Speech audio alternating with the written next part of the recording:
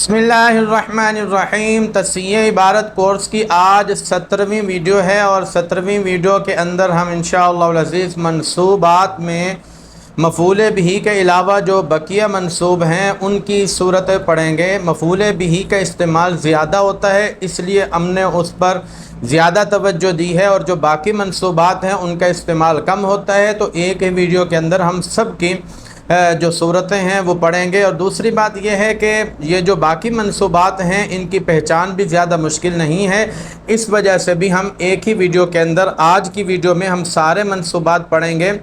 हरूफ मुशब्बा बिलफ़ेल के इसम के अलावा वो तो हमने पढ़ लिए थे, फ़ाल नाक़सा की ख़बर के अलावा, लाइन ऑफ जिन्स की इसम के अलावा वो चीज़ें हमने पढ़ ली थी। उनके अलावा जो मफ़ूल भी पढ़ लिया। तो इसके अलावा बाकी कितने मंसूबात बचते हैं जी? 7 मंसूबात बचते हैं। तो हम इंशाअल्लाह अज़ीज़ उन 7 मंसूबात को आज कवर करेंगे। देखें, मंसूबात की जो सूरतें हैं हमने 16 सूरतें बनाई हैं, उनको अच्छी तरह आपने याद करना है। पहली सूरत यह है कि लऊ के बाद भी जो इसम आता है मंसूब नकिरा इसम होता है उसको आप मंसूब पढ़ते हैं। वहाँ पर काना महजूफ़ होता है और वो जो नकिरा मंसूब इसम है वो काना की ख़बर बनता है। और कभी ऐसा भी होता है कि लऊ के बाद एक मारफ़ा इसम आता है, दूसरा नकिरा आ जाता है। तो पहले मारफ़ा जो इसम होगा उसको मरफ़ू पढ़ेंगे, जो नकिरा होगा उसको मंसूब पढ़ेंगे। वो मारफ़ा काना का इसम बन जाएगा और नकिरा काना की ख़बर बन जाएगा। वो वाली मिसाल तो मैंने यहाँ पर ऐड नहीं की, ये मिसाल मैंने देखें ऐड कर दी है। बल्लिगु अन्नी वलौ आया। देखें, वलौ के बाद लौ भी आ सकता है, वलौ दोनों आ सकते हैं, वाव के साथ भी आ सकता है। तो वलौ के बाद आयतन नकिरा है तो इसको आपने मंसूब पढ़ना है। इसी तरह वलौ साअतन, साअतन नकिरा है तो आपने साअतन, यहाँ तो इराब लगा हुआ है ना, इराब ना लगा हुआ होगा तो आपने क्या पढ़ना है? यही मंसूब ही पढ़ना है। ये दूसरी सूरत हो गई। पहली सूरत हो गई। दूसरी सूरत है मफ़ऊल फ़ी का हमें कैसे पता चलेगा? वो तो बहुत ही आसान है। जगह या वक्त के लिए जो लफ्ज़ इस्तेमाल होगा तो उसको वो मफ़ऊल फ़ी आपने बनाना है। बहुत से मफ़ऊल फ़ी ऐसे अल्फाज ऐसे हैं जो हमेशा मफ़ऊल फ़ी बनते हैं, मैंने वो नीचे लिख दिए हैं, आप इनको देखिएगा, इनको पहचान लीजिए, जहन में बिठा लीजिए। ये लफ्ज़ भी अक्सर व बेशतर मफ़ऊल फ़ी इस्तेमाल होते हैं। जैसे इंदा रसूलिल्लाह, इंदा बहुत इस्तेमाल होता है, मफ़ऊल फ़ी बनता है। ज़ाता यौमिन, ज़ाता भी मफ़ऊल फ़ी बनता है। और यौमिन अगर मुज़ाफ़िल ना हो, पीछे हर्फ़ जर ना हो तो वो भी मफ़ऊल फ़ी बनता है। इसी तरह बहुत से अल्फाज हैं, बैना है, लदा है, इसी तरह जो है वो बाकी दीगर भी अल्फाज हैं, मसाआ है, इसी तरह सहरन है, हुदवतन, बुकरतन, सबाहन, अल-यौम, अमसी, गदन, अल-लैला,हीनन, वक़्तन, आमदन, अबदन, फ़ौक़ा, तहता, अमामा, क़ुद्दामा, ये नीचे अल्फाज लिखे हुए हैं। ये जहाँ पर भी आ जाएँ तो इनको आपने मफ़ऊल फ़ी बनाना है। लेकिन यहाँ पर एक और चीज़ मफ़ऊल फ़ी के हवाले से वो ये है कि इसमें ज़र्फ़ भी अगर आ जाता है ना तो फ़ेल के बाद, तो वो भी मफ़ऊल फ़ी बनता है। जैसे ला यक़ूम फ़ेल है, इसके बाद मक़ाम, इसमें ज़र्फ़ आ गया तो इसको आपने मफ़ऊल फ़ी की वजह से मंसूब पढ़ना है। बैना तो बहुत इस्तेमाल होता है, दूना बहुत इस्तेमाल होता है, ये भी मफ़ऊल फ़ी बनते हैं। उम्मीद है मफ़ऊल फ़ी की आपको पहचान हो गई होगी, बहुत ही आसान है। तीसरी सूरत यह है कि इसमें अदद कभी मंसूब आ जाता है, सलासन आ जाता है, अरबान आ जाता है, खमसन आ जाता है, सित्तन से सित्तन आ जाता है। तो उनको हमने क्या बनाना होता है? तो भाई ये मुख्तलिफ बनते हैं। किसी जगह ये मफ़ऊल फ़ी बनता है, किसी जगह ये मफ़ऊल बिही भी बनता है, ये ज़हन में रखिए। जैसा कि यहाँ पर है आदहा सलासन, तो जहाँ पर सलासन है इसका माना यहाँ पर है 3 बार। जहाँ पर बार का माना आ जाए ना 3 बार, 4 बार, 5 बार, वहाँ पर इसमें अदद जो गिनती का लफ्ज़ होगा उसको आपने मफ़ऊल फ़ी बनाना होता है। इसी तरह अरबान भी है कि तकबीर पढ़े रात में, दिन में, सफ़र हज़र में 4 मरतबा। तो यहाँ पर 4 मरतबा जो है ना, मरतबा का लफ्ज़ आ गया ना तो बस ये क्या हो गया? मफ़ऊल फ़ी हो गया।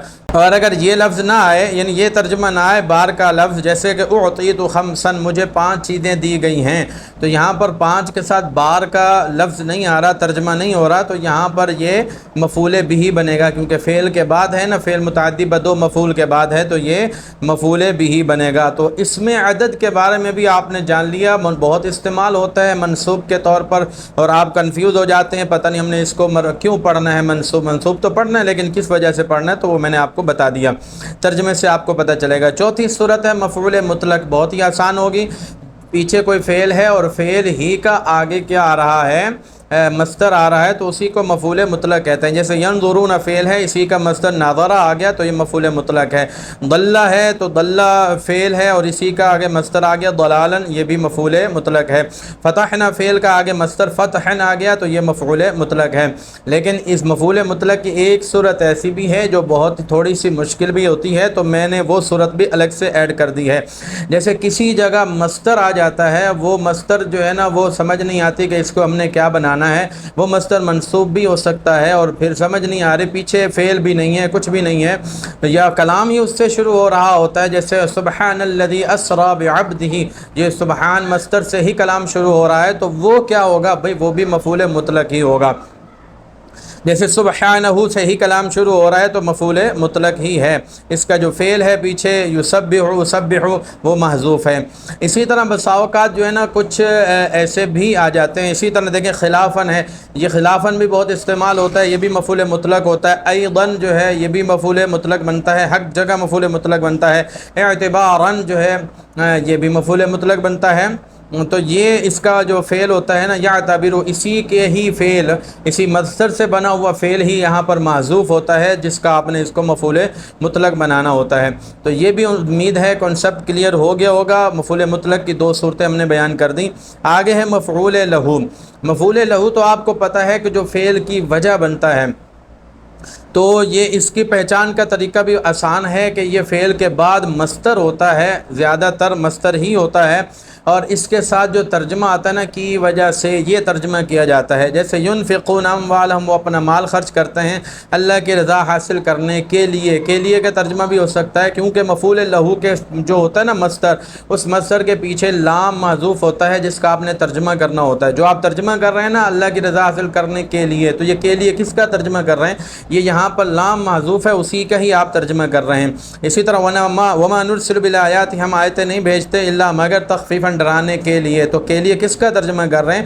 یہاں لام محذوف ہے، تو جہاں پر لام محذوف ہوگا نا تو وہاں جو مصدر ہوگا وہ مفعول لہو ہوگا. اسی طرح ان مرسل الناقۃ، ہم اونٹنی بھیجنے والے ہیں، فتنۃ لہم، ان کی آزمائش کے لیے. تو دیکھیں یہاں پر بھی کے لیے ترجمہ آ رہا ہے، تو کے لیے ترجمے سے مفعول لہو کا پتہ چلتا ہے. اور دوسری بات یہ ہے کہ اگر وہ مفعول مطلق نہ بن رہا ہو اور تمییز بھی نہ بن رہا ہو تو پھر لازمی طور پر اس نے مفعول لہو ہی بننا ہے، یہ ذہن میں رکھیے. 6 صورتیں ہو گئیں. 7ویں صورت ہے مفعول معہ کی. فعل کے بعد واو ہوتی ہے، واو کے بعد جو اسم ہوتا ہے وہ مفعول معہ ہوتا ہے، کیونکہ پھر اس وقت واو کا ترجمہ اور نہیں ہوتا بلکہ اس وقت واو کا ترجمہ ہوتا ہے ساتھ. جیسے جئت فعل آ گیا، اس کے بعد واو ہے، واو کے بعد زیدن آ گیا اسم، تو اس کو مفعول معہ بنانا ہے. ترجمہ واو کا اور نہیں کرنا، ترجمہ کیا کرنا ہے؟ ساتھ. میں آیا زید کے ساتھ. اسی طرح ما لک و زیدن، کبھی فعل لفظوں میں موجود ہوتا ہے اور کبھی فعل معنن موجود ہوتا ہے، وہاں پر ترجمے سے ہی پتہ چلے گا. ما لکا، تجھے کیا ہوا، مطلب ہے تو کیا کر رہا ہے، وزیدن، زید کے ساتھ. یہاں پر واو کا معنی بھی زید کے ساتھ ہی کرنا ہے.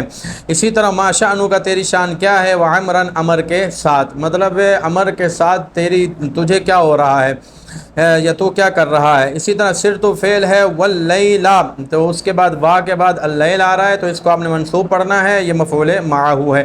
امید ہے مفعول معہ کی پہچان بھی کوئی مشکل نہیں ہے، بڑی ہی آسان ہے، تو آپ کو سمجھ آ گئی ہوگی. آگے ہے حال. 8ویں صورت منصوب کی حال ہے. حال کی جو کئی مثالیں میں نے یہاں پر دی ہیں، اس کی بھی کئی صورتیں ہیں، میں نے اس کی 3 صورتیں بنائی ہیں. دیکھیں یأتی یوم القیامت امیرن وحدہ، وحدہ جہاں پر بھی آ جاتا ہے، کسی جگہ وحدہن ہے، کسی جگہ وحدہ ہے، کسی جگہ وحدہا ہے، تو یہ جہاں پر بھی آئے گا حال ہی بنے گا، یہ ایک ذہن میں رکھیے. اسی طرح ایک اور میں مثال آپ کو بتا دیتا ہوں کہ فعل لازم کے بعد جو منصوب اسم آتا ہے، اس میں مشتق ہو، اس میں فاعل ہو، اس میں مفعول ہو، صفت مشبہ ہو، تو یہ 3 چیزیں 3 اسم خاص طور پر فعل لازم کے بعد آ جائیں یا فعل متعدی کے مفعول کے بعد آ جاتے ہیں تو وہ لازمی طور پر حال ہی بنتے ہیں. دیکھیں انفرو فعل لازم ہے، اس کے بعد خفافن آ رہا ہے، تو یہ خفیف کی جمع خفاف ہے جو کہ صفت مشبہ کی جمع ہے، تو یہ کیا بنے گا؟ حال ہی بنے گا. اسی طرح اس کی ایک صورت اور بھی ہے، وجاءوا اباهم عشاء یبکون. یبکون فعل ہے، فعل بھی حال بنتا ہے، تو اس وقت آپ نے اس کو نصب نہیں دینا ہوتا، جیسا فعل ہوگا ویسے ہی آپ نے پڑھنا ہے. سوال یہ ہے کہ ہمیں کیسے پتہ چلے گا کہ بھئی یہاں پر جو فعل ہے یہ حال بن رہا ہے؟ یہ ترجمے سے پتہ چلے گا۔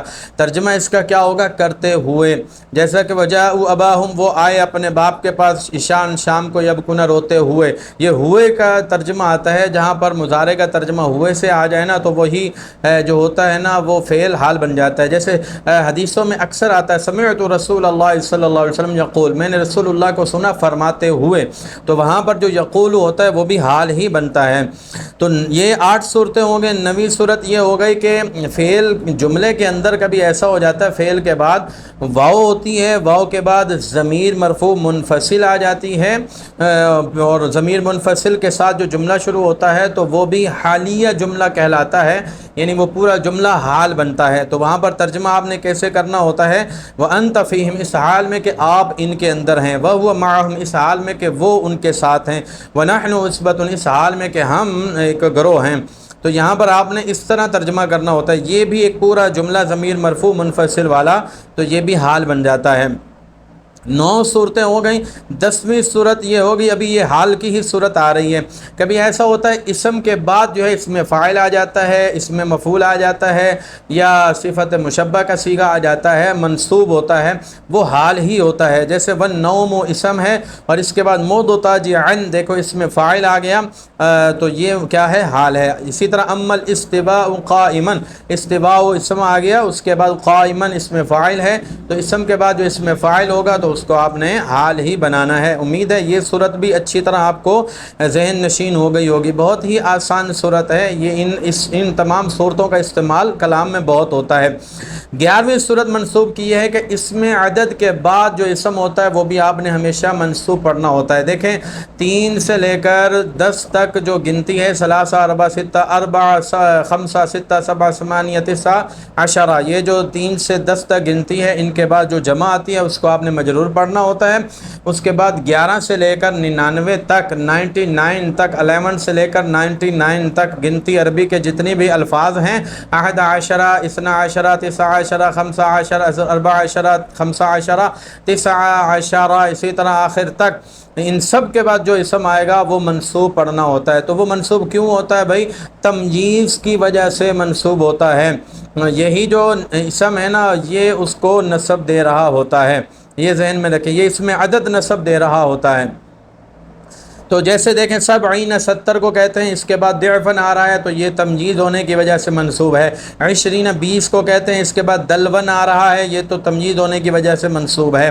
15 یہ 15 کو کہتے ہیں، اس کے بعد یومن آ رہا ہے دن، تو یہ بھی تمجید ہونے کی وجہ سے منصوب ہے۔ تمجید کی پہچان بھی میں آپ کو بتا رہا ہوں، ایک تو یہ گنتی کے بعد اسم آتا ہے اس کو تمجید بولتے ہیں، دوسرا میں آپ کو بتا رہا ہوں اس میں تفضیل کے بعد بھی جو نکرہ اسم منصوب ہوتا ہے وہ بھی تمجید ہی بنتا ہے۔ جیسے یہ بھی بہت استعمال ہوتا ہے قرآن میں بھی اور حدیث پاک کے اندر بھی، اس میں تفضیل کے بعد نکرہ اسم، جیسے اینا اشد عذابا وابقا، اشد یہ اس میں تفضیل ہے، شروع میں حمزہ آخر میں پیش ہے، تو یہی اشدد تھا تو تعلیل کے بعد اشد بن گیا، تو اس کے بعد عذابا نکرہ اسم ہے تو یہ تمجیز ہے۔ اسی طرح اکثر یہ اس میں تفضیل ہے، اور اس کے بعد من کا جار مجرور چھوڑ دیں، مال نکرہ اسم آ رہا ہے تو یہ تمجیز ہے۔ تو اعزو کے بعد نفر نکرہ اسم آ رہا ہے تو یہ بھی تمجیز ہے۔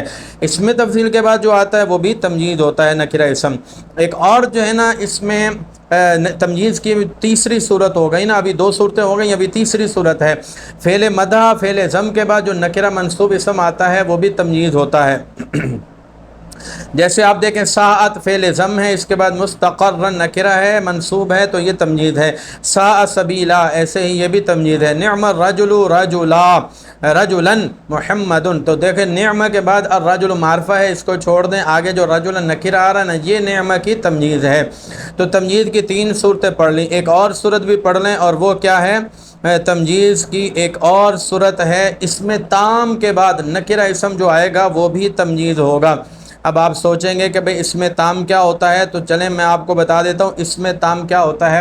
اسم تام وہ اسم ہوتا ہے کہ جس پر الف لام ہو، وہ اسم تام ہوتا ہے، یا پھر اس کے آخر میں نون تثنیہ ہو، وہ بھی اسم تام ہوتا ہے، یا پھر اس کے آخر میں نون جمع ہو، جمع مذکر سالم کا نون، وہ بھی اسم تام ہوتا ہے، یا پھر وہ مضاف ہو تو وہ بھی اسم تام ہوتا ہے۔ تو یہ 4 صورتیں ہیں اسم تام کی۔ امید ہے آپ کو اسم تام کی سمجھ آ گئی ہوگی۔ تو اسم تام کے بعد جو اسم نکرہ منصوب ہوتا ہے نا، وہ بھی تمییز کی وجہ سے منصوب ہوتا ہے، اور یہی اسم تام ہی اس کو نسب دے رہا ہوتا ہے۔ یہ صورت بھی آپ کے لیے یقیناً نہیں ہوگی۔ اب یہاں پر مثالوں کے ساتھ میں آپ کو سمجھاتا ہوں، جیسے کل جمعی، یہاں پر الجمعی جمع پر الف لام ہے، اس کے بعد نصب نکرہ اسم آ رہا ہے، منصوب ہے، تو یہ تمییز ہے۔ اسی طرح نجسن، یہ اس پر تنوین ہے، اس کے بعد حکمن نکرہ اسم آ رہا ہے تو یہ بھی تمییز ہے۔ اسی طرح ریطلان تثنیہ ہے، اور اس کے بعد برن نکرہ اسم آ رہا ہے، یہ بھی تمییز ہے۔ اسی طرح بنونا، یہ بھی کیا ہے، جمع مذکر سالم ہے، اور اس کے بعد دینن نکرہ اسم آ رہا ہے تو یہ بھی تمییز ہے۔ اخی مضاف الیہ ہے، اور اس کے بعد اسلامن نکرہ اسم آ رہا ہے، یہ بھی تمییز ہے۔ امید ہے آپ کو تمییز کا پتہ چل گیا ہوگا۔ اب ہم اگلی صورت، یہ بھی تمییز کی ہی صورت ہے۔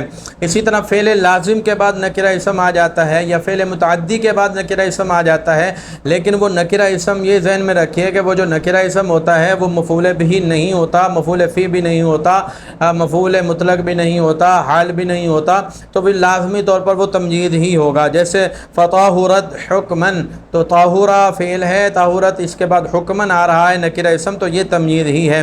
اسی طرح لا یخلو فعل ہے، اس کے بعد عادتاً نکرہ آ رہا ہے تو یہ بھی تمییز ہے۔ تمییز کا آپ نے ترجمہ کیسے کرنا ہوتا ہے؟ عادت کے اعتبار سے یوں ترجمہ کرنا ہوتا ہے، حکمن حکم کے اعتبار سے، تو یوں آپ نے ترجمہ کرنا ہوتا ہے، اسلام کے اعتبار سے، دین کے اعتبار سے، تو نسب کے اعتبار سے۔ تو تمییز کا ترجمہ بھی آپ کو امید ہے معلوم ہو گیا ہوگا۔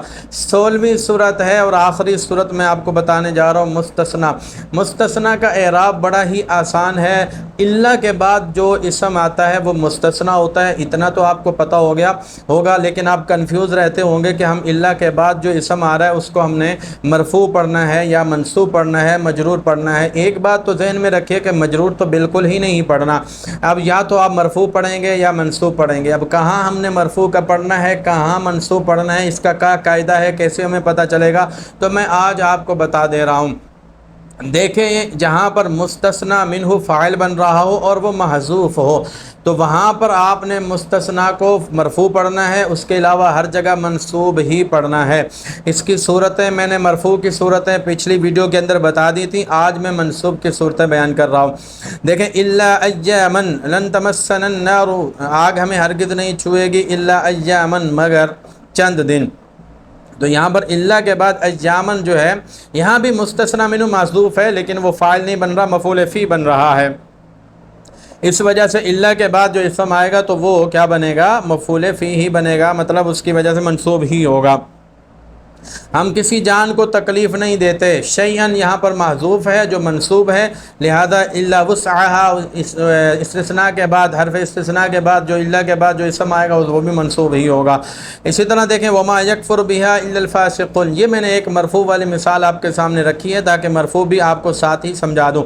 دیکھیں، وما یکفر بها، اور اس کا انکار نہیں کرتے، تو یہاں پر مستثنیٰ منہ محذوف ہے، یعنی کوئی اس کا انکار نہیں کرتا، تو احد یہاں پر محذوف ہے، اور احد کیا بن رہا ہے، یکفر کا فاعل بن رہا ہے، لیکن وہ محذوف ہے، لہذا اس کا جو اعراب ہے وہ مستثنیٰ کو دیا جائے گا۔ تو الا کے بعد جو الفاسقون آ رہا ہے یہ بھی مرفوع ہی پڑھا جائے گا۔ تو امید ہے آپ کو پتہ چل گیا ہوگا کہ کہاں مستثنیٰ کو آپ نے مرفوع پڑھنا ہے، کہاں منصوب پڑھنا ہے۔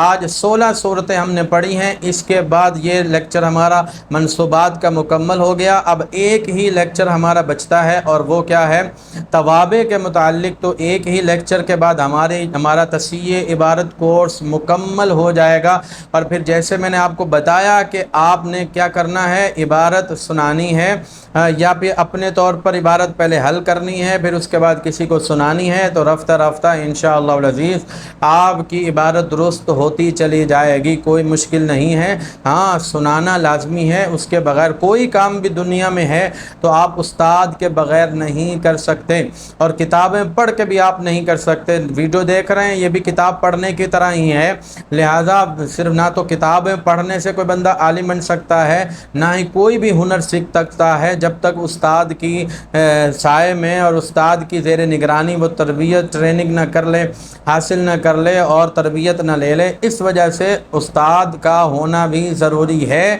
اور استاد کو عبارت سنانا بھی ضروری ہے۔ اللہ تعالیٰ سے دعا ہے ہم سب کو دین کی سربلندی کے لیے علم نافع حاصل کرنے کی توفیق عطا فرمائے۔